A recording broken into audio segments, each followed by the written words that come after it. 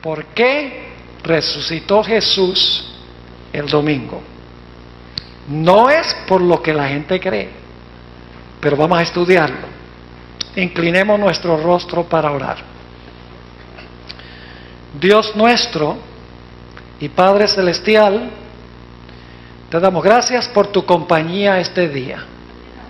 En verdad ha sido un sábado de gran solemnidad. Sabemos, Señor, que algún día tendremos la oportunidad de guardar el sábado de sábado en sábado perpetuamente en el reino. Anhelamos, Señor, que llegue ese día. Te pedimos mientras tanto que nos instruyas de cómo podemos recordar vívidamente ese día que pronto vendrá. Gracias te damos por escuchar nuestra oración, porque te lo suplicamos en el nombre de Jesús. Amén. Quiero invitarles a abrir sus Biblias conmigo para comenzar esta noche a Éxodo, el capítulo 16 y el versículo 4. Éxodo 16 y el versículo 4. Para darles un poquito de marco, marco histórico para que podamos entender lo que este versículo está diciendo. El pueblo de Israel salió de Egipto, cruzó el Mar Rojo, sus enemigos fueron sepultados en el Mar Rojo, cantaron un himno de victoria en Éxodo el capítulo 15, y luego en el capítulo 16 tenemos el relato que especialmente vamos a estudiar en esta noche. Ahora, el pueblo de Israel se encontraba en el desierto, rumbo a Canaán, que iba a ser su hogar permanente. Y estando allí en el desierto, Dios le puso al pueblo de Israel una prueba. Aquí es que quiero que leamos Éxodo 16 y el versículo 4. Éxodo 16 y el versículo 4.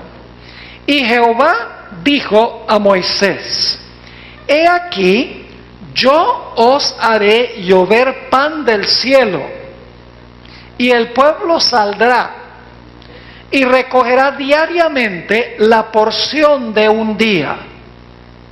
Ahora escuchen bien, para que yo lo pruebe si anda en mi ley o no. Ahora, lo interesante es que para este tiempo todavía no se habían dado los 10 mandamientos. Algunos creen que los 10 mandamientos se dieron por primera vez en el monte Sinaí. Esos no vienen sino hasta Éxodo 20. Pero aquí Dios está diciendo al pueblo de Israel: yo voy a probar al pueblo para ver si andan en mi ley. Es decir, la ley ya existía cuando transpira este relato. Y fíjense que el maná es una prueba para ver si el pueblo de Israel va a andar en la ley de Dios. Ahora, quiero que noten lo que dice en Éxodo 16 y el versículo 28. ¿Será que Israel pasó la prueba? No pasó la prueba.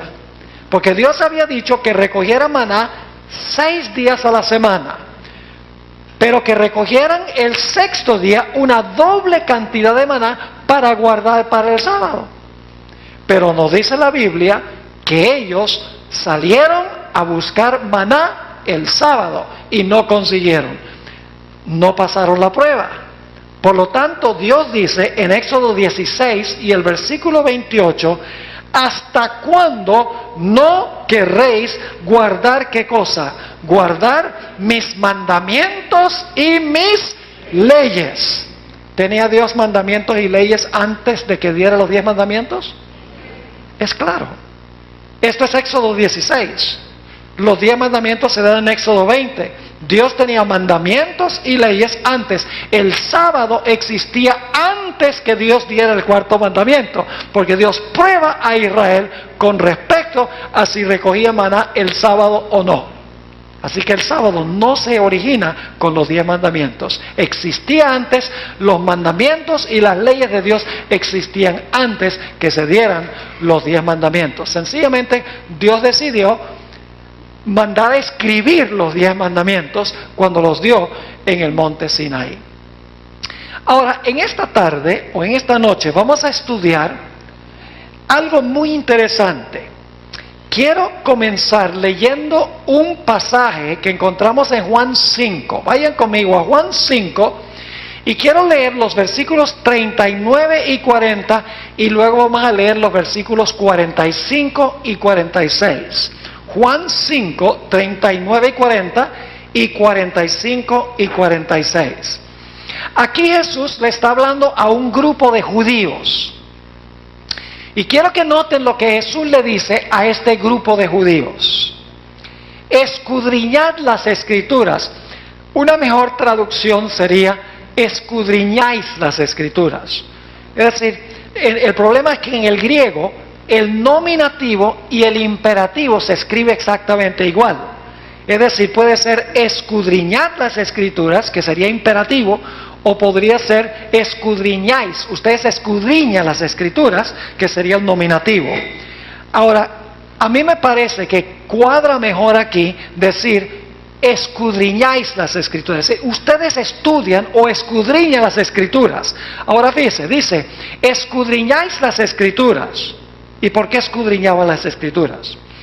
Porque a vosotros os parece que en ellas tenéis la vida eterna. ¿Y qué dice Jesús? Y ellas son las que dan testimonio de mí. Pregunta, ¿cuáles escrituras son las escrituras a las cuales se refiere Jesús aquí? ¿El Nuevo Testamento? No había Nuevo Testamento. El Nuevo Testamento se empezó a escribir décadas después que Jesús ascendió al cielo. Es decir, las únicas escrituras que existían cuando Jesús dijo esto eran las escrituras del Antiguo Testamento. Así que Jesús está diciendo aquí claramente que las escrituras dan testimonio de ¿quién? Testimonio de Él. Dice, las escrituras dan testimonio de mí. Y luego Jesús dice, y no queréis venir a mí para que tengáis vida. Es decir, ustedes leen las escrituras sin verme a mí. Ustedes creen que con solo leer las Escrituras van a tener vida. No, pero ellas dan testimonio de mí, así que tienen que aceptarme es a mí, como estoy revelado en las Escrituras. Ahora vamos a los versículos 45 y 46. Aquí se especifica una porción de esas Escrituras. Dice en el versículo 45 Jesús, no penséis que yo voy a acusaros delante del Padre. No crean que yo soy el que los voy a acusar, dice Jesús. Hay quien os acusa, Moisés, en quien tenéis vuestra esperanza. ¿Quién acusaba a esos que estaban escuchando a Jesús? Moisés. Ahora, no significa que Moisés en persona los acusaba, porque Moisés ya no andaba en el planeta en ese tiempo. Quiere decir que Moisés, a través de sus ¿qué? A través de sus escritos. Así que dice, no penséis que yo voy a acusaros delante del Padre. Hay quien os acusa, Moisés, en quien tenéis vuestra esperanza. Y ahora escuchen, porque si creyeseis a Moisés, me creeríais a mí, porque de mí escribió él. ¿De quién escribió Moisés? De Jesús. Saben que muchas iglesias dicen que el Antiguo Testamento tenía que ver con la ley y el Nuevo Testamento la gracia. Que en el Antiguo Testamento tenía que ver con Moisés y los judíos, en el Nuevo Testamento tiene que ver con gracia y con el Señor Jesucristo. Pero aquí dice claramente que las Escrituras, específicamente los escritos de Moisés, revelan ¿a quién? Revelan a Cristo Jesús. En el centro de los escritos de Moisés está Jesús. Moisés escribió de Jesús. Ahora, esta tarde queremos estudiar especialmente un versículo de los escritos de Moisés, para ver cómo apunta ese versículo a Jesús, porque ya vimos que Moisés escribe en cuanto a Jesús. Así que vamos a estudiar este versículo para ver cómo este versículo en el Antiguo Testamento, en los escritos de Moisés, apuntaba hacia Jesús.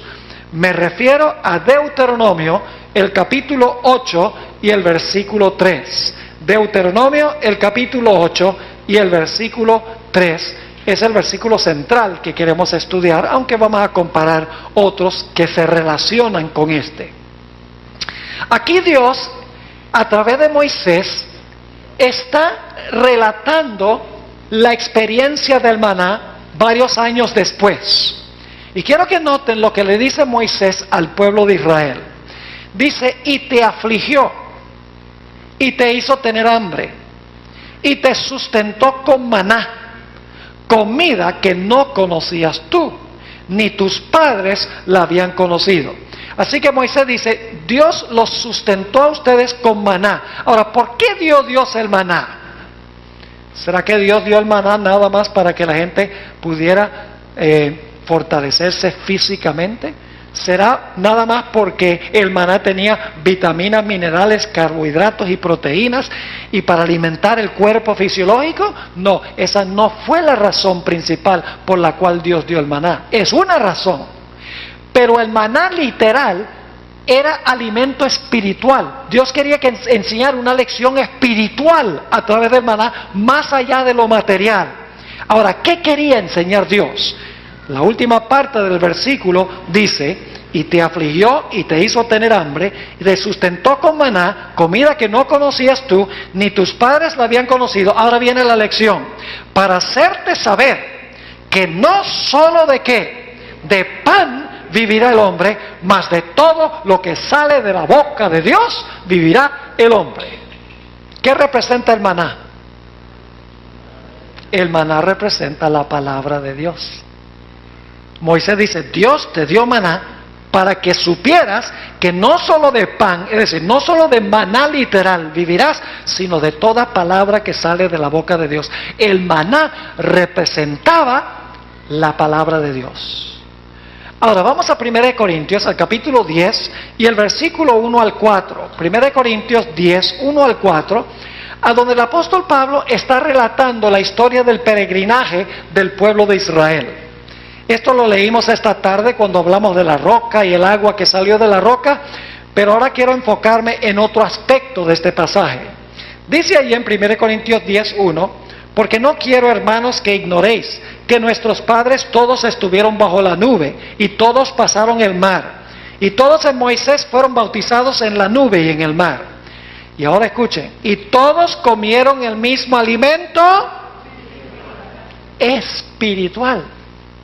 Es decir, el maná no solamente era alimento material, sino que Dios a través del maná quería enseñar lecciones espirituales. Dice, en otras palabras, dice, todos comieron el mismo alimento espiritual y todos bebieron la misma bebida espiritual, que representaba el Espíritu Santo, porque todos bebían de la roca espiritual que los seguía, y la roca era Cristo. Es decir, el maná era pan real. Pero el propósito del pan real era enseñar lecciones espirituales. Les ilustro. En el Antiguo Testamento se sacrificaban corderos literales, ¿verdad que sí? Ahora, ¿qué representaban los sacrificios de los corderos literales?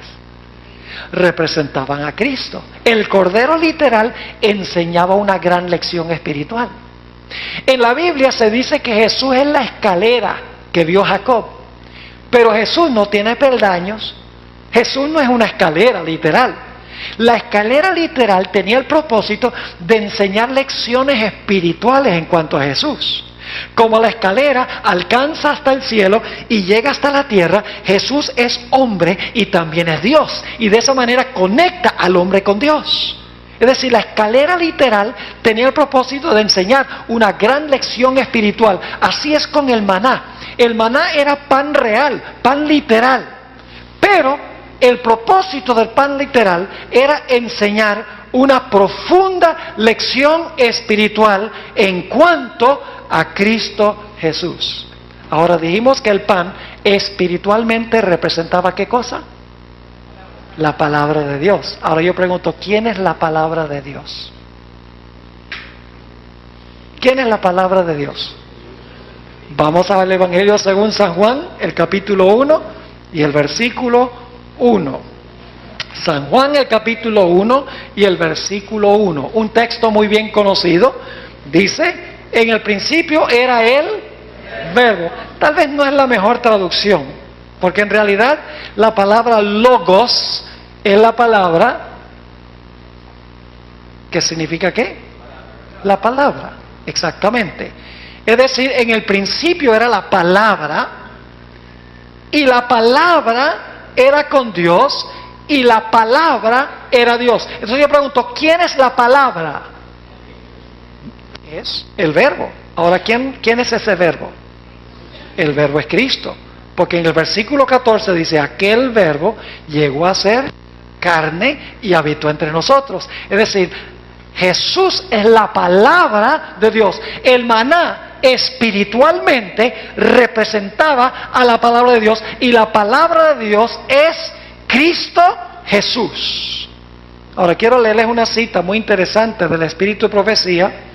Es una cita que se encuentra en el Comentario Bíblico Adventista, tomo 5, página 1105. Es una cita tremenda.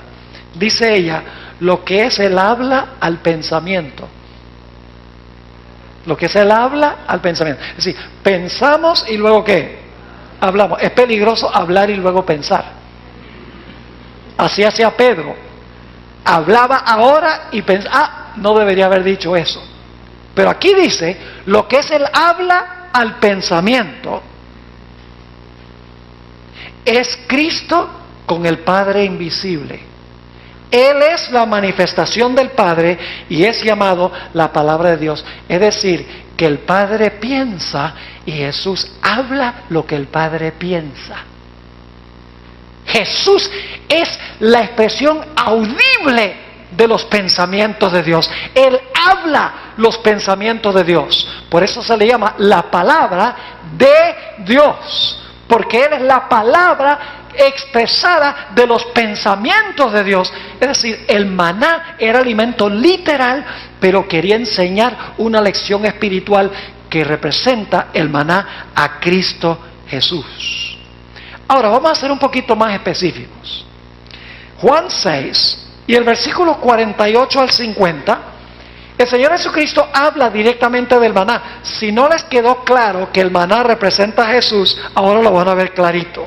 Nota lo que dice Juan 6, y vamos a leer los versículos 48 al 50. Aquí está hablando Jesús a un grupo de judíos nuevamente. Dice el Señor, yo soy, ¿qué cosa?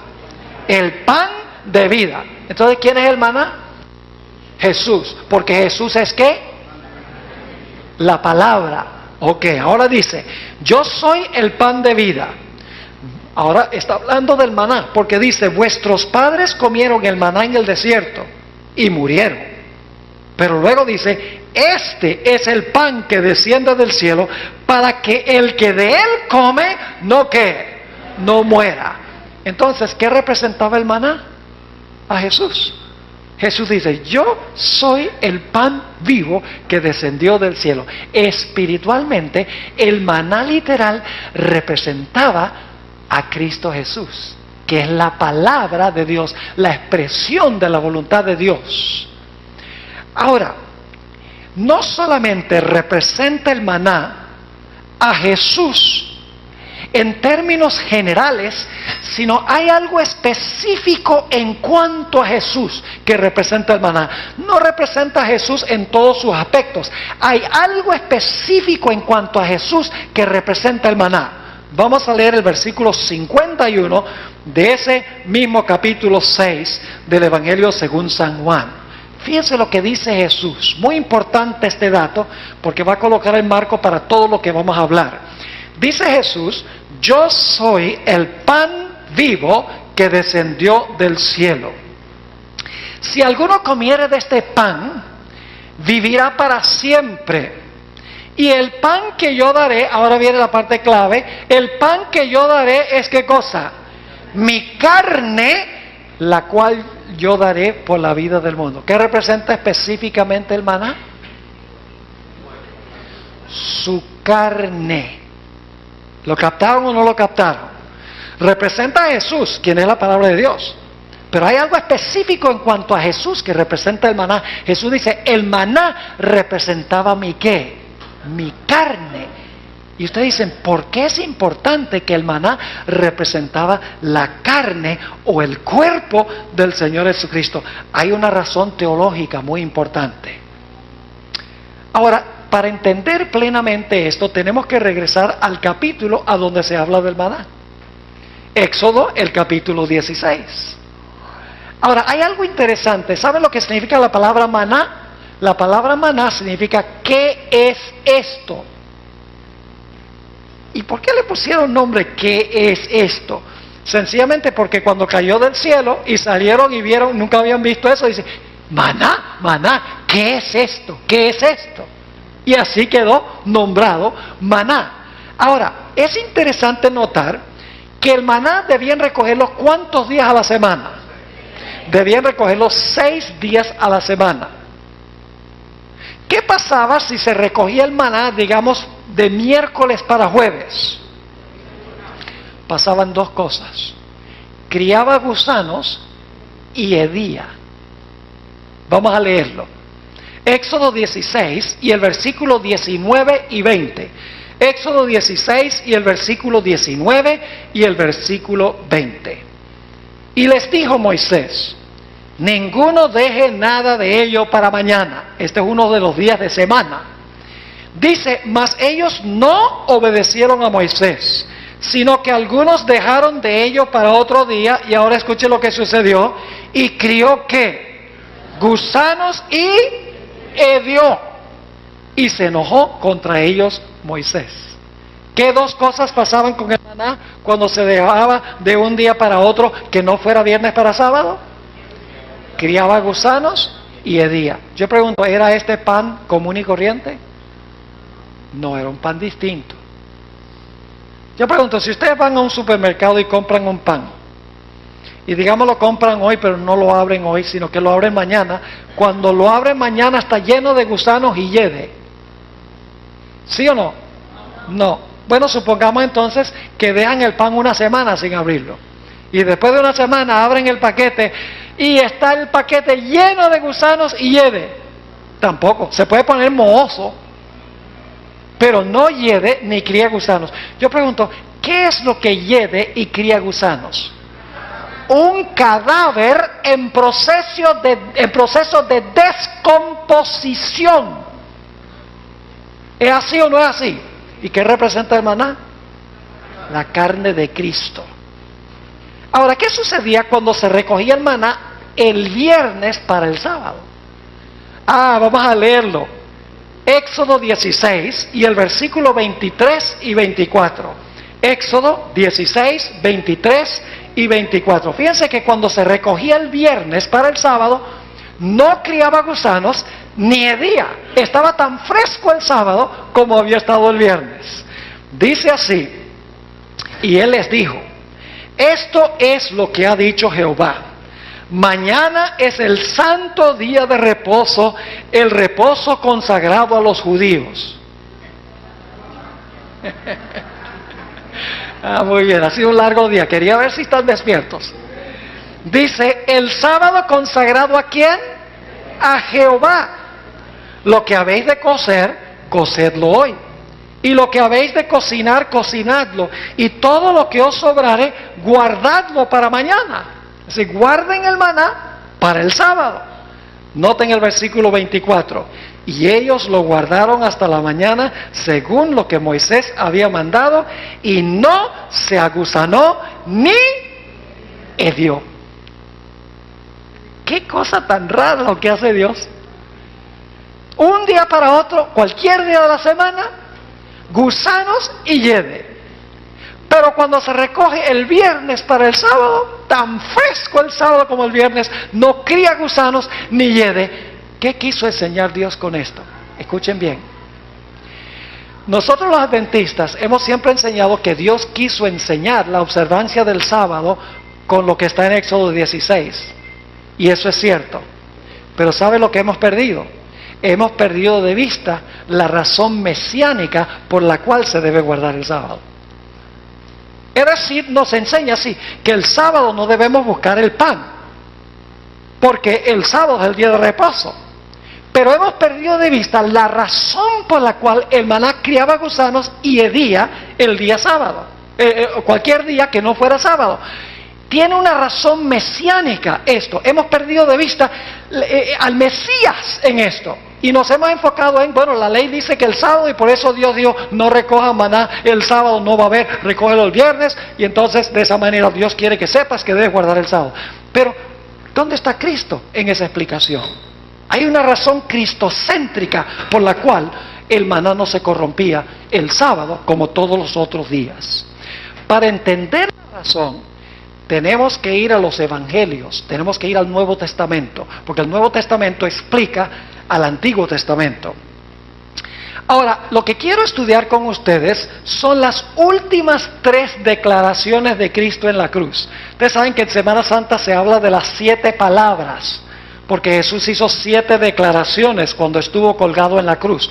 Yo lo que quiero es que nosotros miremos las últimas 3 declaraciones de Cristo cuando estaba en la cruz del Calvario.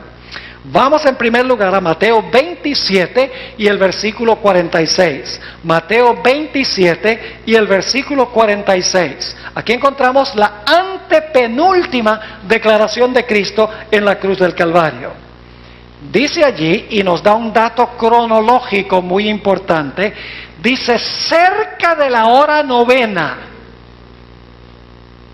¿Era la hora novena todavía? No, cerca de la hora novena. No había llegado la hora novena todavía. Y ustedes dicen, ¿cuándo es eso? Hora novena. Bueno, nosotros estamos acostumbrados a calcular el tiempo las 6, las 9, las 12, las 3 y las 6.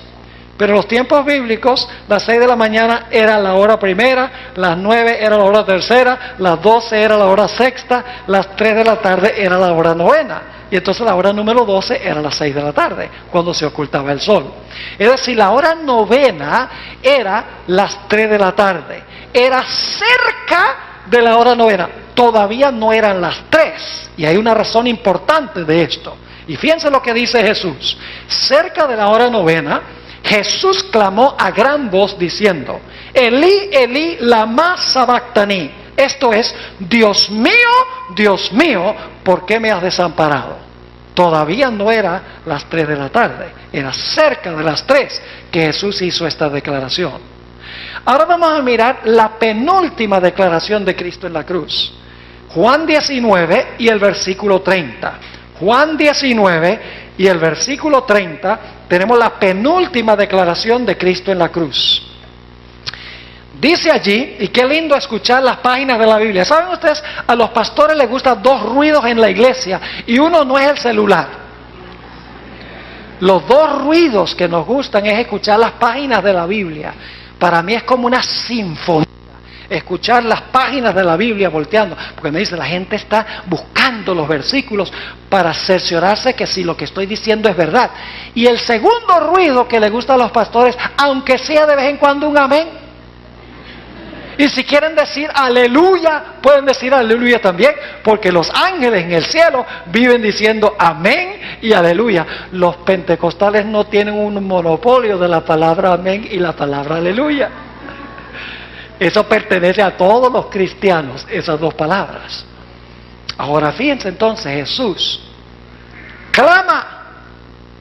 Cuando hubo tomado el vinagre, dice, consumado es. Y habiendo inclinado la cabeza, entregó el Espíritu. Ahora escuchen, da la impresión que esa fue la última declaración de Cristo en la cruz, cuando dijo consumado es. Pero gracias a Dios tenemos 4 evangelios. Y en otro evangelio nos damos cuenta que Jesús dijo una última declaración después de esta. Vamos al evangelio según San Lucas, el capítulo 23 y el versículo 46. Lucas 23, 46. Y quiero que noten aquí qué es lo que dice Jesús de último en la cruz. Dice allí, Lucas 23, 46. Y entonces Jesús, clamando a gran voz, dijo, Padre, en tus manos encomiendo mi espíritu. Y habiendo dicho esto, expiró. ¿Cuáles fueron las 3 últimas declaraciones? Dios mío, ¿por qué me has desamparado? Y luego, ¿qué dijo? Consumado es. Y luego la última declaración fue, Padre, en tus manos encomiendo mi espíritu, y murió. Yo pregunto, ¿a qué horas creen ustedes que Jesús murió? a la hora novena, a las 3 de la tarde. Y ustedes dicen, ¿cómo sabe, pastor, que fue a las 3 de la tarde, a la hora novena? Tenemos que ir al Antiguo Testamento. Vayan conmigo al libro de Éxodo, el capítulo 12 y el versículo 6. Éxodo, el capítulo 12 y el versículo 6. Aquí está hablando de la Pascua. ¿Qué representaba el Cordero Pascual? ¿Qué representaba el sacrificio del Cordero Pascual? Representaba el sacrificio ¿de quién? De Cristo. Ahora, ¿a qué horas era inmolado el Cordero Pascual? Vamos a ver. Éxodo 12 y el versículo 6. Hablando del Cordero Pascual dice, y lo guardaréis hasta el día 14 de este mes, que es el mes de Nisan, el primer mes del año religioso judío. Dice, lo guardaréis hasta el día 14 de este mes y lo inmolará. ¿Qué significa inmolará? Significa sacrificar o matar. Dice, y lo inmolará toda la congregación del pueblo de Israel, ¿cuándo? Entre las 2 tardes. Dice, pastor, 2 tardes. Nosotros los adventistas sabemos de una tarde, que es cuando se pone el sol. De tarde a tarde guardaréis vuestro sábado. Pero aquí dice que el Cordero Pascual era sacrificado entre las 2 tardes. Entonces, si cuando se pone el sol es una tarde, ¿cuál será la otra tarde? Les explico. Entre los judíos, cuando el sol alcanzaba su apogeo a mediodía y empezaba su descenso, y yo sé que el sol no desciende, no venga alguien después y diga, pastor, el sol no desciende, da la apariencia de descender, ¿verdad? Cuando el sol alcanza el clímax o el apogeo y comienza su descenso, ahí esa es la primera tarde, mediodía. Por eso hoy en día nosotros las horas después de las 12 decimos que son las horas de la tarde, exactamente. Es decir, la primera tarde es cuando el sol comienza a descender de su clímax y la segunda tarde es cuando se oculta el sol. Ahora en Israel prácticamente todo el tiempo el sol se oculta alrededor de las 6 de la tarde. Ahora yo pregunto, ¿qué hora sería entre mediodía y las 6 de la tarde? Las 3 de la tarde. Murió nuestro Señor Jesucristo exactamente a la hora novena. Su antepenúltima declaración fue cerca de la hora novena. Cuando dijo consumado es, más cerca de la hora novena. Y cuando dijo, Padre, en tus manos encomiendo mi espíritu, fue exactamente la hora novena. A las 3 de la tarde, el Señor Jesucristo murió. Ahora, el Cordero fue sacrificado a las 3 de la tarde, pero escuchen bien. El Cordero Pascual había que prepararlo para celebrar la fiesta de pan sin levaduras, para que el pueblo se comiera al Cordero. Los judíos tenían que lavar el cordero que había sido sacrificado, y entonces las instrucciones eran que tenían que asar el cordero entero. Y usted dice, pero pastor, ¿por qué asaban el cordero entero? Porque el sacrificio de Cristo fue un sacrificio total y completo. Se dio todo por la salvación del hombre. Es decir, se sacrificaba a las 3 de la tarde y entonces había un proceso de asar el cordero, y entonces cuando el sol se ocultaba, entonces se reunía la familia y participaban de ese cordero que había sido sacrificado y que había sido asado. Ahora, el Señor Jesucristo murió a las 3 de la tarde, pero yo pregunto, ¿fue necesario hacer mucho para prepararlo para la sepultura? Claro que sí. Déjenme explicarles todo lo que tuvo que suceder con Jesús en preparación para su sepultura. Porque en la sepultura de Jesús vamos a encontrar que es lo que representa el pan sin levadura, es la sepultura del Señor Jesucristo. Y en unos momentos le voy a explicar por qué razón.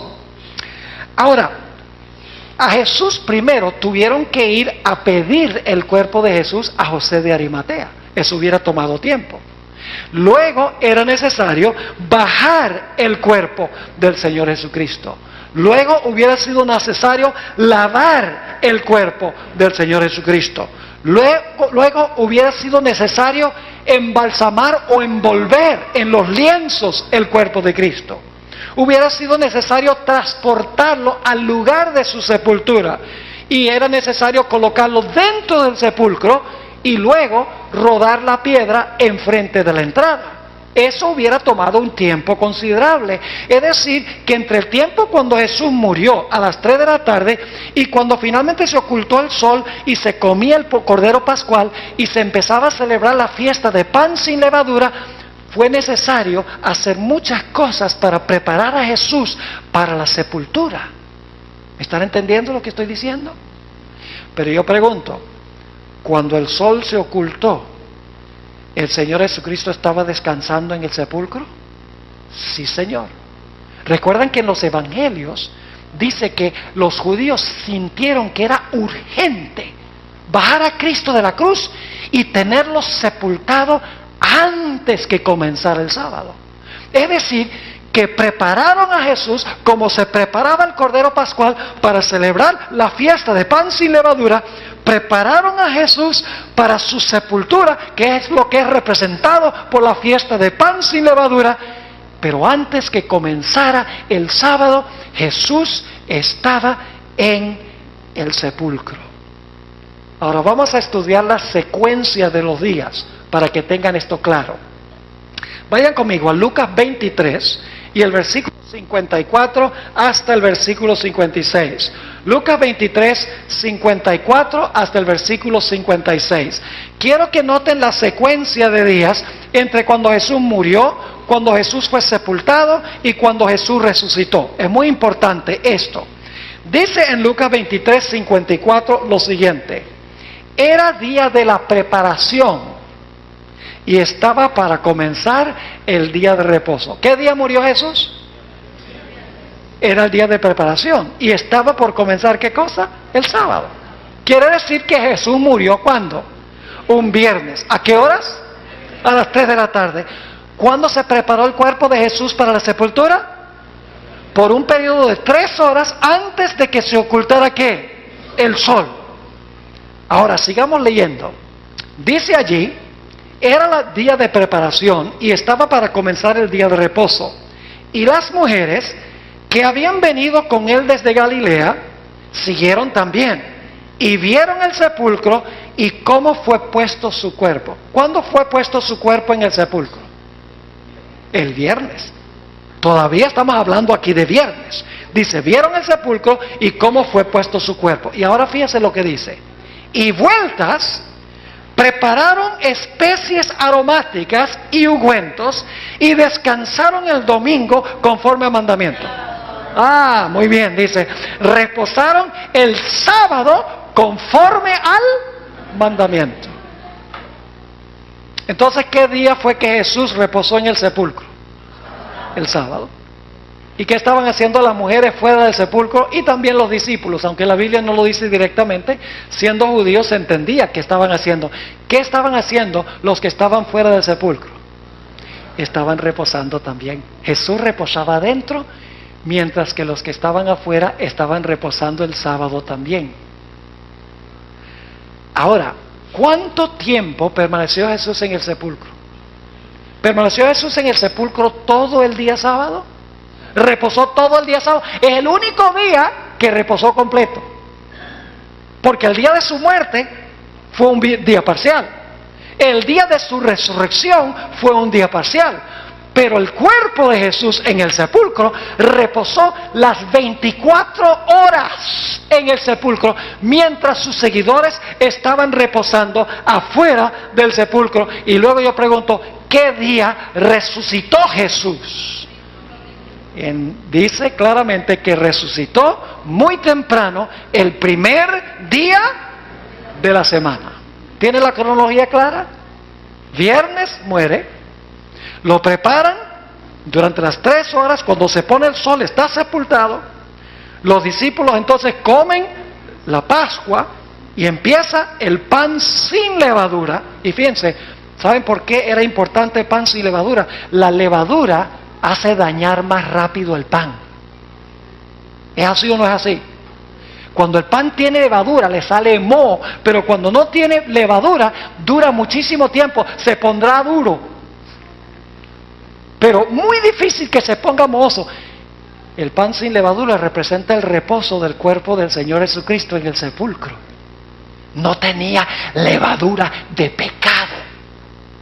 ¿Están conmigo o no están conmigo? Así que Jesús reposó en el sepulcro todo el día sábado. Ahora yo pregunto, ¿cómo creen ustedes que fue el reposo de las mujeres ese sábado? Estaban contentas y alegres. Estaban con eso. ¿Recuerdan que estudiamos eso? Lo que significa, estaban felices ese día sábado. Los discípulos estaban cantando con gozo el sábado, ¿sí o no? ¿Qué va? El día más triste de su vida fue ese sábado. Porque su maestro estaba ¿qué?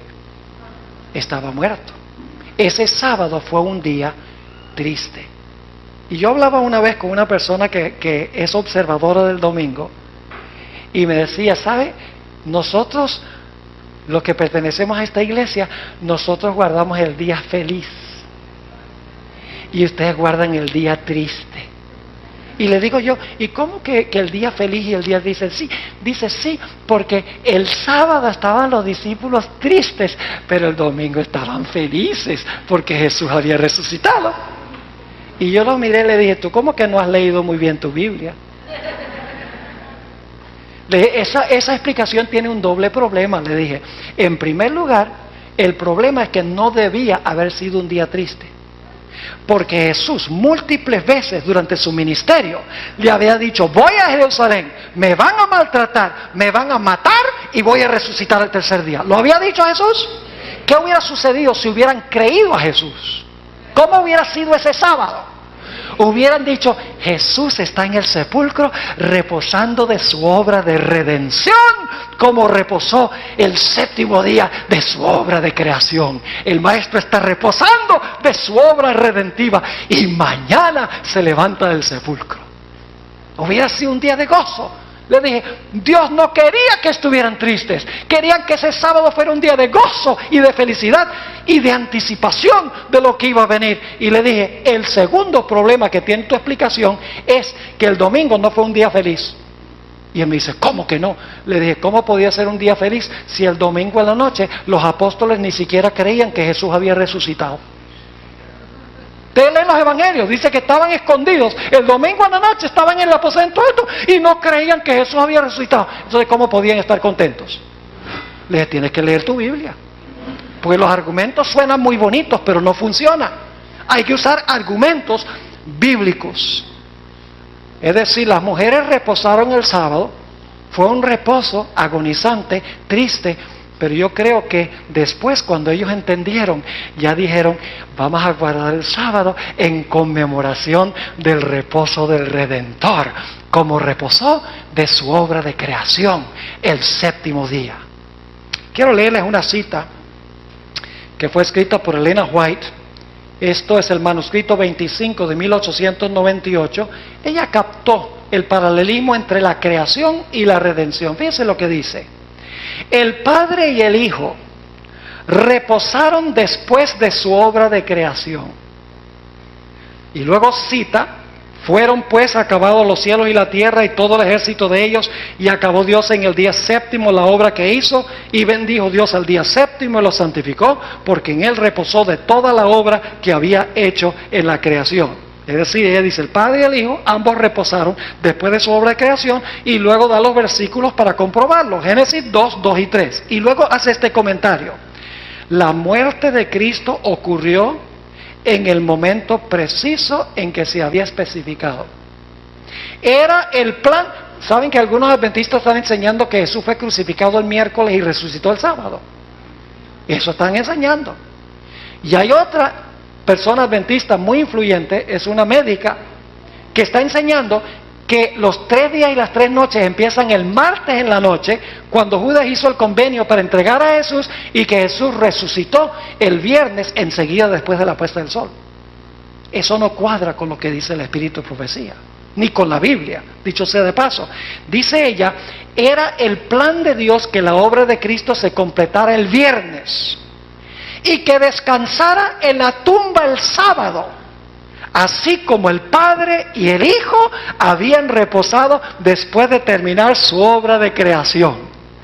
La hora de su aparente derrota fue en realidad la hora de su victoria. Se implementó con éxito el gran plan que se había elaborado antes de la fundación del mundo.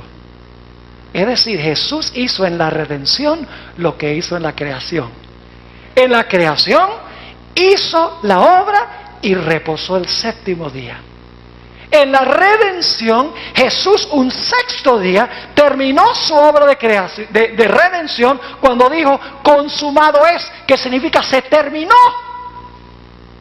Y luego, después de decir el sexto día, se terminó, reposó en el sepulcro las 24 horas de su obra de redención. Es decir, el sábado es señal del Creador y es señal también del Redentor. Ahora usted dice, ¿a dónde dejamos el asunto del maná? Bueno, ahora vamos otra vez al maná, porque necesitamos todo este trasfondo para entender por qué el maná no se corrompía cuando se recogía del viernes para el sábado. Ahora estamos listos. Vamos a Juan 6, 51 otra vez. Juan, el capítulo 6 y el versículo 51.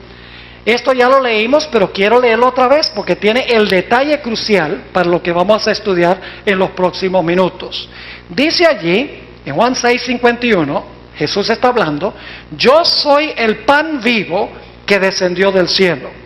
Si alguno comiere de este pan, vivirá para siempre, y el pan que yo daré es, ¿qué cosa? Es mi carne, la cual yo daré por la vida del mundo. ¿Qué representaba el maná?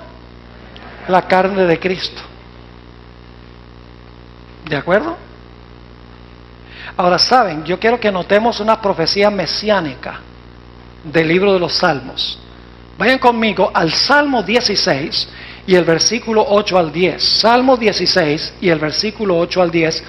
Y lo voy a leer de la Nueva Versión Internacional, que creo que es una versión más fidedigna al original.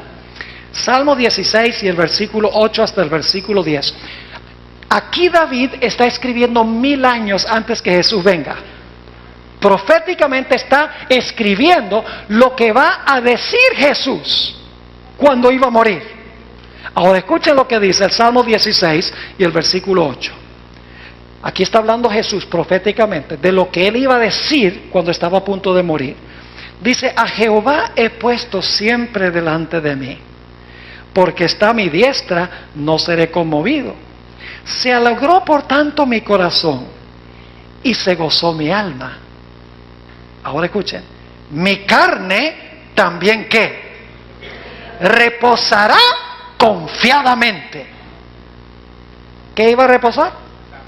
La carne iba a reposar. ¿Cómo iba a reposar? ¿Qué día reposó? El sábado. El sábado su carne reposó confiadamente.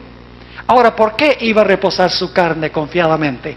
Noten lo que dice el siguiente versículo, el versículo 10. Porque no dejarás mi alma. La palabra alma, la palabra nefesh significa mi vida. No dejarás mi vida en el Seol. La palabra Seol es el sepulcro. No dejarás mi vida en el sepulcro. Ahora escuchen, ni permitirás que tu santo vea corrupción. Yo pregunto, ¿qué hubiera sucedido con un cuerpo común y corriente si la persona hubiera muerto el viernes a las 3 de la tarde?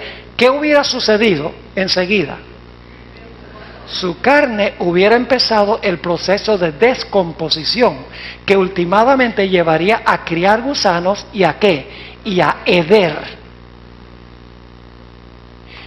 Pero aunque Jesús murió a las 3 de la tarde del viernes, su cuerpo, su carne, estaba tan fresca el sábado como había estado cuando murió.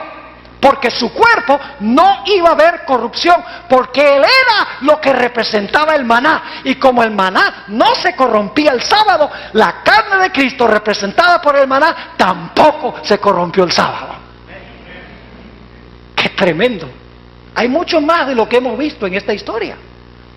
Hemos perdido de vista el propósito mesiánico de esta historia. La razón de guardar el sábado es para conmemorar que el cuerpo de Cristo descansó en el sepulcro confiadamente, porque su carne no iba a haber corrupción, no iba a empezar el proceso de criar gusanos y de heder, porque él era lo que el maná representaba. ¿Están entendiendo? Ahora ustedes dicen, bueno, pastor, pero ese es Antiguo Testamento. Pues vamos al Nuevo. Vamos a Hechos, el capítulo 2, a donde el apóstol Pedro cita este versículo. Hechos, el capítulo 2, y el versículo 25 al 27. Si ustedes no creen que David estaba hablando de Jesús, ahora lo van a ver claramente. Hechos 2, y el versículo 25 al 27. Dice aquí, porque David dice de él. ¿David dice de quién? De él, de Jesús. David dice de él, veía al Señor siempre delante de mí. Esto lo está diciendo Pedro. Veía al Señor siempre delante de mí, porque está a mi diestra, no seré conmovido. Por lo cual mi corazón se alegró y se gozó mi lengua, y aún mi carne descansará en esperanza. Es lo mismo que leímos en el Salmo 16, ¿sí o no? Claro que sí. Y luego dice, porque no dejarás mi vida. La palabra vida es el alma, es vida. No me dejas en el Hades, que es el sepulcro, ni permitirás que tu santo vea ¿qué? Corrupción. Ahora, ¿qué es lo que quieren decir estos versículos? Vamos a los versículos 31 y 32. Hablando de David, dice, pero siendo profeta, y sabiendo que con juramento Dios le había jurado que de su descendencia en cuanto a la carne levantaría al Cristo para que se sentase en su trono, viéndolo antes, habló de la resurrección de Cristo, que su vida no fue dejada en el sepulcro, ni su carne vio corrupción. A este Jesús resucitó Dios, de lo cual todos nosotros somos ¿qué? Somos testigos. Ahí el apóstol Pedro hace la conexión con el maná.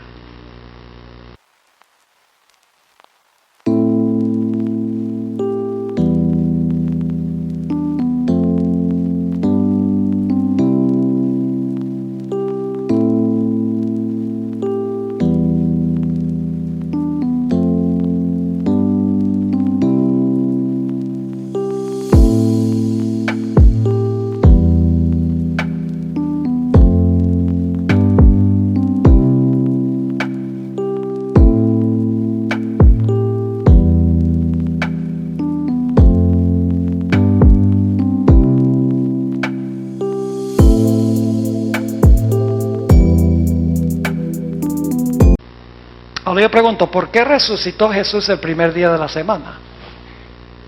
Porque tenía que reposar el séptimo. ¿Me están entendiendo lo que estoy diciendo? El día importante no es el domingo. El día importante es el día antes del domingo, el sábado. Díganme ustedes, si tenía que reposar el sábado, pues ¿qué día iba a resucitar? Si tenía que reposar en el sepulcro y su carne no iba a haber corrupción el sábado, pues ¿qué día iba a resucitar? El domingo. Pero no es porque el domingo es santo, sino porque el sábado es santo. El día antes del domingo es el día de enfoque en la historia del maná. Y fíjense qué interesante, los cristianos cuando celebran Semana Santa, que viene pronto, hablan de Domingo de Ramos, miércoles de ceniza, jueves santo, viernes santo, domingo de resurrección, y el sábado casi ni se menciona. Yo sé que se llama sábado de gloria, pero recibe muy poco énfasis, que es el día central en todo este asunto. Ahora, Juan Pablo II, tal vez el papa más respetado en la historia de la Iglesia Católica, escribió un documento que se llama Dies Domini, el Día del Señor. una carta pastoral que escribió a los teólogos y sacerdotes de la Iglesia Católica. Y allí en esa carta pastoral, él da una larga lista de cosas que pasaron el domingo para tratar de comprobar que el domingo es el día especial que hay que guardar. Por ejemplo, él dice, Jesús resucitó el domingo.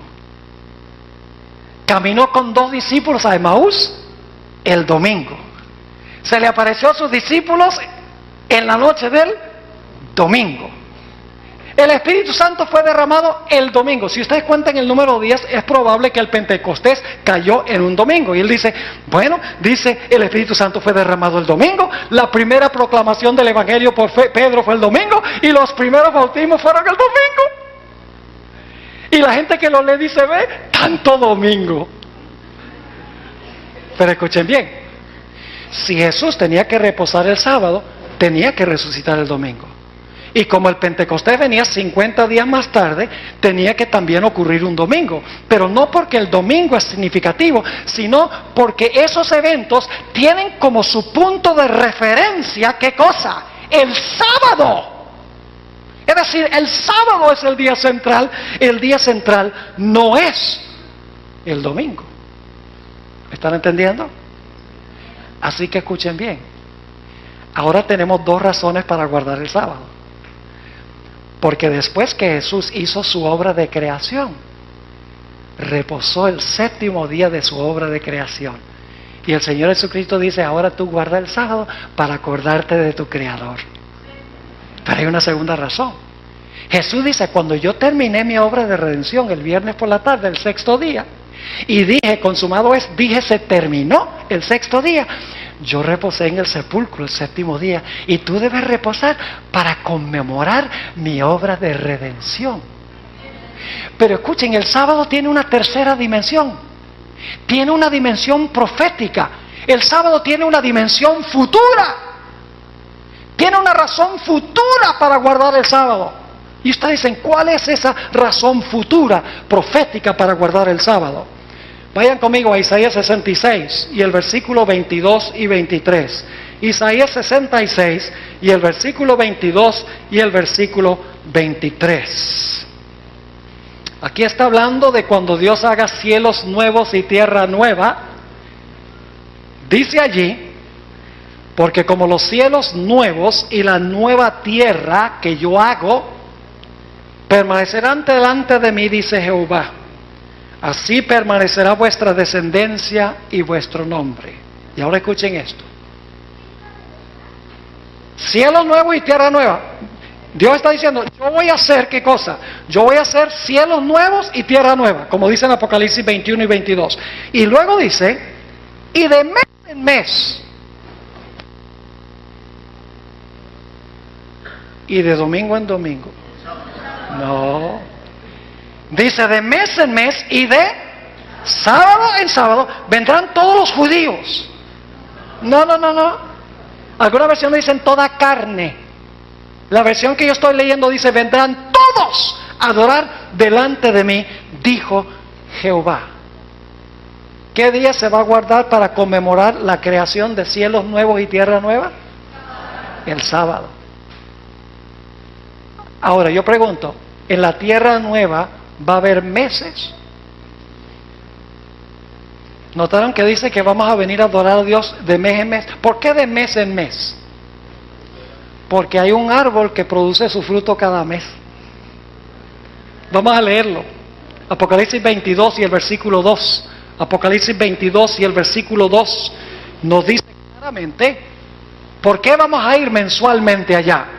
Dice allí, en medio de la calle de la ciudad y a uno y otro lado del río estaba el árbol de la vida, que produce 12 frutos, dando ¿qué? Cada mes su fruto, y las hojas del árbol eran para la sanidad de las naciones. ¿Cuán a menudo da el árbol su fruto? Cada mes. Si ustedes leen Apocalipsis 2 y el versículo 7, dice que los redimidos van a ir a comer del árbol de la vida cada mes. Entonces ya sabemos por qué vamos a ir cada mes. Vamos a ir cada mes para comer ¿de qué? Del árbol de la vida. ¿Por qué vamos a ir cada sábado? ¿Para recordar qué? Para recordar la nueva creación de cielos nuevos y tierra nueva. Ahora, quiero compartir con ustedes esto. ¿Saben lo que dice Juan Pablo II en su carta pastoral Dies Domini? Él dice que cuando se acabe todo, va a haber un domingo eterno, que vamos a observar eternamente un domingo, dando la impresión de que no va a haber un ciclo semanal, ni va a haber un ciclo mensual, ni va a haber un ciclo anual. Ahora escuche, eso no es bíblico, porque si la Biblia dice que va a haber meses, tiene que haber años, y tiene que haber días. Si va a haber semanas, definitivamente tiene que haber días, porque dice que vamos a ir de sábado en sábado y de mes en mes. Quiere decir que sí va a haber en la tierra nueva ciclos de tiempo, va a haber meses y va a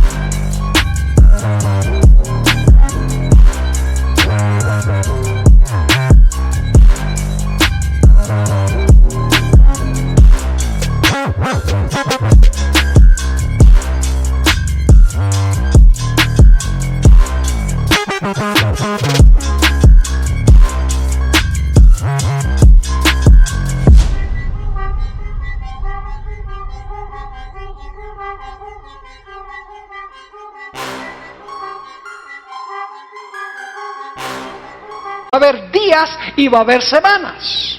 Claramente, según la Biblia, va a haber estas cosas. Pero algunos dicen, pero pastor, ¿acaso la Biblia dice que no va a haber sol ni luna? ¿Cómo puede haber meses sin luna? ¿Cómo puede haber días y semanas sin sol? Lo que pasa es que la gente no lee con cuidado la Biblia. Vamos a buscar ese texto, Apocalipsis 21 y el versículo 23. Apocalipsis 21 y el versículo 23.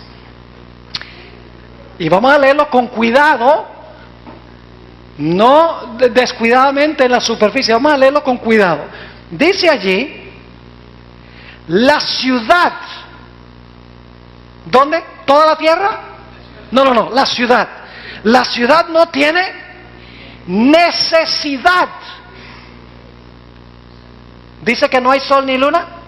No, dice en la ciudad no tiene necesidad de sol ni de luna que brillen en ella, porque la gloria de Dios la ilumina y el Cordero es su lumbrera. En la ciudad no se necesita sol ni luna, no se necesita sol ni luna. Les doy una explicación para que puedan entender. Hoy fue un día, por lo menos en la mañana fue un día radiante, con mucho sol. Quiero que ustedes se imaginen que un día radiante, yo tengo en la mano una linterna y prendo la linterna y me pongo a caminar con la linterna por el centro de Buenos Aires. ¿Qué clase de reacción creen ustedes que causaría eso? La gente diría, este individuo necesita estar en un manicomio. Yo pregunto, la linterna está prendida, ¿se ve la luz de la linterna en el suelo? ¿Por qué? Porque el sol es mucho más brillante. Pero la linterna está y está prendida.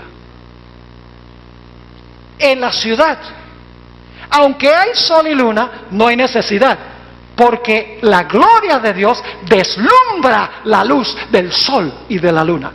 Vamos a nuestro último texto, Isaías 24:23, a donde se explica esto, de que sí va a haber sol y luna, porque va a haber meses, y va a haber días, y va a haber años allí, va a haber tiempos sin fin. Escuchen, la eternidad no es ausencia de tiempo, la eternidad es tiempo sin fin. Ahora, fíjense lo que dice en Isaías 24:23, hablando de este momento, dice, la luna se avergonzará y el sol se confundirá cuando Jehová de los ejércitos reine en el monte de Sión y en Jerusalén, y delante de sus ancianos sea glorioso. ¿Qué va a pasar con el sol y la luna? Dice, la luna se va a avergonzar y el sol se va a confundir. No significa que no va a haber sol ni luna, sencillamente significa que la luz del sol y la luna no se comparan a la gloria de Dios en la santa ciudad. Ahora quiero terminar con esto. ¿Cuántas razones tenemos para guardar el sábado? Por lo menos 3. Cuando Jesús hizo el mundo en 6 días, reposó el séptimo, le dijo al hombre, guarda el séptimo para acordarte de tu Creador. Cuando el Señor Jesucristo terminó su obra de redención el 6º día, cuando dijo se terminó o consumado es, el Señor Jesucristo reposó en el sepulcro, sus seguidores también reposaron. No entendían todo, pero luego llegaron a entender que se debe guardar el sábado, reposar, porque es el día que Jesús reposó de su obra de redención, para recordar que es el Redentor. Y luego cuando Cristo haga cielos nuevos y tierra nueva, vamos a guardar el sábado para recordar al que restauró todas las cosas. Nunca ha cambiado el plan de Dios. Ahora fíjense qué lindo es esto. ¿En cuántos días creen ustedes que Dios va a crear nuevamente este planeta? ¿Sabe? Por mucho tiempo yo pensaba que Dios sencillamente iba a decir, sea todo lo que había antes. Y repentinamente el mundo está perfecto con todo lo que tenía el mundo. Pero me di cuenta que eso no es bíblico. Porque no cabe duda que Dios, cuando haga cielos nuevos y tierra nueva, lo va a hacer en 6 días. Y ustedes dicen, ¿cómo sabe que va a ser en 6 días? Es muy sencillo. Porque si vamos a guardar el séptimo para conmemorar la creación de cielos nuevos y tierra nueva, usted no puede tener un séptimo sin tener los primeros 6. ¿Sí están conmigo o no están conmigo? ¿Cómo va a decir? Vamos a guardar el séptimo día de reposo para conmemorar la creación de cielos nuevos y tierra nueva, si no teníamos los primeros 6 como punto de referencia. Ahora lo lindo es esto. Al principio, cuando el Señor Jesucristo creó este planeta en 6 días, Adán y Eva no vieron a Jesús crear nada. El primer día, cuando hizo la luz, no estaban por ahí. El segundo día, cuando hizo el firmamento, Adán y Eva no estaban. El tercer día, cuando hizo la tierra seca y puso plantas y flores y árboles frutales, Adán y Eva todavía no habían aparecido en el escenario. El cuarto día, cuando Dios ubicó el sol, la luna y las estrellas en sus lugares, Adán y Eva todavía no habían sido creados. El quinto día, cuando Dios hizo las aves y los peces, todavía Adán y Eva no estaban. El sexto día, cuando Dios hizo los animales terrestres, todavía no había surgido Adán ni Eva. Y claro, cuando Dios hizo a Adán, Adán no vio su propia creación. Sencillamente Adán, de repente, Dios lo forma del polvo de la tierra y luego respira en su nariz el aliento de vida, y Adán se despierta y ve a su creador, pero él no vio su creación. ¿Sabes lo que es más interesante? Que cuando Dios creó a Eva, durmió a Adán. Así que Adán tampoco vio la creación de Eva. ¿Cómo podía saber el hombre que Dios era el creador? Solo podía tener la certeza de que Dios era el creador porque Dios le dijo, yo soy el creador, y sencillamente tenía que aceptarlo por fe, porque no lo había visto. Tenía que andar por fe y no por vista. Pero lo lindo es que al final de la historia, todo el pueblo estará vivo. Imagínense ustedes, sea la luz.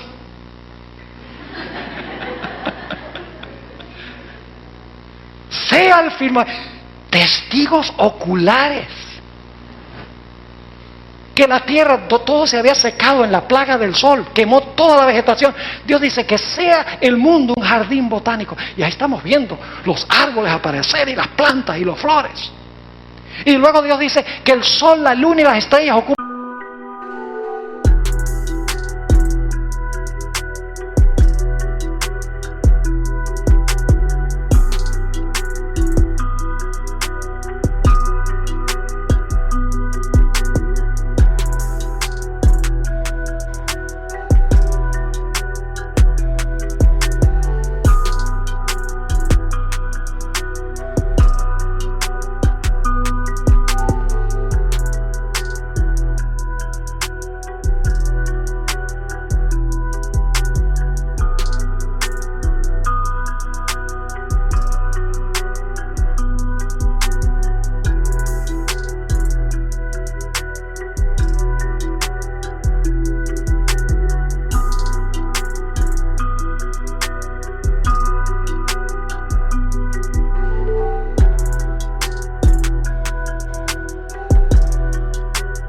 ocupen sus lugares, porque la Biblia dice que van a ser removidos. Las potestades de los cielos serán conmovidas. La hermana White dice que el sol, la luna y las estrellas, por la voz de Dios, se desquiciarán. ¿Quién sabe para dónde van a ir? Y Dios tiene que volverlas a traer y ubicarlas para beneficiar al planeta. Y luego Dios va a decir que en el aire haya aves y pájaros, que las aguas produzcan peces, y luego Dios va a decir que la tierra produzca seres vivientes, y nuevamente el mundo será un zoológico. Y el pueblo de Dios lo estará viendo. Y entonces Dios va a decir, ¿qué les parece si tomamos el séptimo día para deleitarnos en lo que hice? Y entonces el pueblo de Dios con Jesús guardará el séptimo día sábado para recordar a su Creador, a su Redentor y a su Restaurador. El plan de Dios nunca ha cambiado. El domingo no es el día de reposo. El domingo resucitó Jesús, repito, porque tenía que descansar el sábado. Su cuerpo debía descansar las 24 horas como Él había reposado en la creación. Y si iba a descansar el sábado, pues eso significaría que tendría que resucitar el domingo. Pero no resucitó el domingo porque el domingo era importante, sino porque el día antes del domingo, el sábado, era importante. Ahora surge la pregunta, ¿vamos nosotros a guardar el santo sábado del Señor? ¿Ustedes creen que es un yugo de servidumbre? ¡Ay, qué carga tan grande! No puedo jugar fútbol, no puedo ir al mercado, no puedo hacer mis tareas, mi estudio para el colegio, no puedo ver televisión. ¡Ay, qué miseria! No, o sea, no debemos mirar las prohibiciones del sábado, sino que debemos deleitarnos en decir, yo no quiero hacer nada de eso, pues yo quiero pasar el tiempo con mi Jesús. El sábado es pasar tiempo con Jesús. El sábado no es, ay, no puedo hacer esto, ni esto, ni esto, ni esto, ni esto. No, no es una lista de prohibiciones. ¿Sabe? Cuando yo amo a Jesús, yo no voy a querer hacer nada de eso, porque yo quiero pasar todo el día con Él. Sin distracciones, por amor a Él. El sábado es una señal de amor. ¿Saben que las relaciones amorosas se construyen con tiempo? Lo más precioso es pasar tiempo juntos. Porque cuando uno pasa tiempo juntos, se llegan a conocer y se profundiza la relación entre dos personas. Por eso muchos matrimonios se rompen, porque los dos andan trabajando por su lado y nunca pasan tiempo juntos para edificar su relación matrimonial. Y Dios lo sabe, así que dice, mire, vamos a pasar un día completo para reabastecer nuestra relación uno con el otro. Ese es el propósito del sábado. Tristemente, la vasta mayoría de las iglesias del mundo están en un camino engañoso. Están pensando que se debe guardar el domingo en honor a la resurrección de Cristo, y han olvidado que el domingo no puede ser la señal, porque el domingo no fue el día que conmemora la creación, el domingo no fue el día que conmemoró la redención, ni el domingo será el día que conmemorará la renovación de los cielos y de la tierra. El sábado siempre ha sido el plan de Dios desde el comienzo hasta el fin. La pregunta clave es, ¿vamos a estar nosotros dispuestos de guardarlo conforme al mandamiento? Puede ser que hay algunos aquí, visitas. Esta es la primera vez que ustedes han escuchado esto. Están sorprendidos. Dicen, ¿cómo será posible que yo no había entendido esto antes? ¿Será posible? Yo tengo que ir a hablar con mi pastor, tengo que ir a hablar con mi sacerdote. Y lo pueden hacer. Pero les voy a decir lo que van a decir. Van a decir, no, hay que guardar el domingo en honor a la resurrección. O le van a decir, la iglesia tiene poder para cambiar el día del sábado al domingo. Y nosotros honramos en la resurrección de Cristo. Todas esas explicaciones les van a dar, pero la pregunta clave es, ¿están esas explicaciones en armonía con la santa palabra de Dios? Si no están, entonces no es el mandamiento de Dios, sino que son las tradiciones de los hombres. Y Jesús dijo, en vano me honran, enseñando como preceptos mandamientos de hombres. Dios quiera, mis hermanos y hermanas, apreciadas visitas, que nosotros tomemos la decisión que vamos a guardar, por amor a Jesús, su santo día sábado. Quiero preguntar, ¿cuántos de los presentes le gustaría decirle al Señor Jesús, Señor Jesús, por amor a ti, yo quiero guardar tu santo sábado, recordando cuán maravilloso que eres? ¿Quiere colocarse de pie? Si ese es el deseo de su corazón, yo quiero orar por ustedes en esta noche. Gloria a Dios. ¿Quién no va a querer? Oremos. Padre Celestial, hemos estudiado un tema solemne, un tema que demuestra la importancia que tiene tu santo día de reposo. Te damos gracias, Padre, porque no solamente nos diste bienes materiales durante los primeros 6 días, sino que nos das de tu precioso tiempo, para que podamos pasar ese tiempo contigo. Te pido, Señor, que nos ayudes, ahora que entramos en una nueva semana, a tener como nuestro enfoque el próximo sábado, que miremos con ansiedad que llegue el momento del sábado, para pasar ese tiempo con Jesús. Ayúdanos a guardar tu santo día, como tú quieres que lo guardemos, no por obligación, sino porque te amamos tanto. Te pido, Señor, por las visitas que hay en nuestro medio. Esto es sorpresivo, estoy seguro, para ellos, si no lo han oído antes. Te ruego, Señor, que tu Santo Espíritu hable a su conciencia, hable a su mente y su corazón, y que a pesar de los posibles obstáculos, familia, lo que diga la iglesia, lo que diga el ministro, el trabajo, que tengan la valentía de decirle sí al Señor Jesucristo. Por tu gracia yo voy a guardar el sábado y dejar las consecuencias en tus manos. Gracias, Padre, por habernos acompañado, y gracias por escuchar esta oración, porque te lo pedimos en el nombre de Jesús. Amén. Amén. He dicho.